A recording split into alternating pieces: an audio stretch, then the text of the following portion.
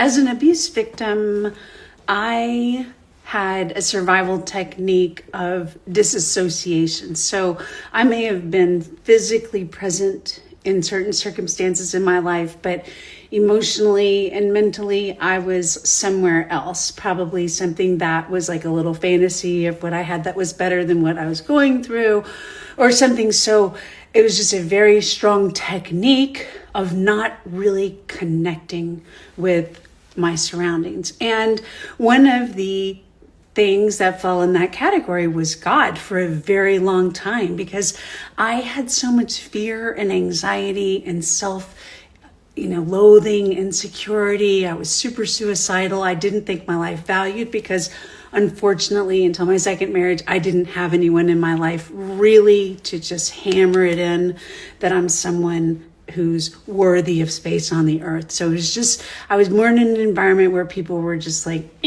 that's enough. That's enough. You've got a strong personality. You've got this, you've got that. And so, when I got into that environment and I had this connection with my husband and with God that I really never had before. And I've been saved since I was 27 years old. In 1997, I was pregnant with my third son and I was watching the 700 Club.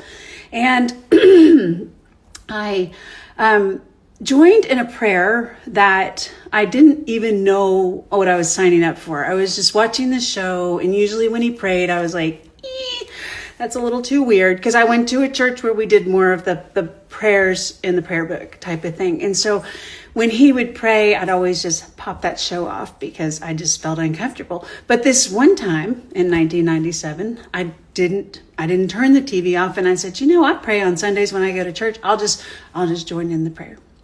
And so I did, in my little pregnant body, and reached in. I felt God's hand reaching into my chest and pulling away my burden. What I remember the burden being was like a movie going backwards of my abortion, my best friend's sister getting killed when I was at her house when I was young, drugs, sex, alcohol, everything that I had accumulated in my life that had brought pain.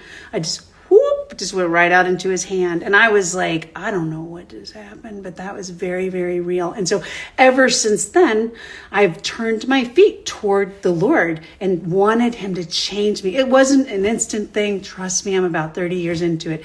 It wasn't instant at all, but it is happening. It is changing. And the Bible says you really must be born again to enter the kingdom of heaven. You can Google that or ChatGPT it.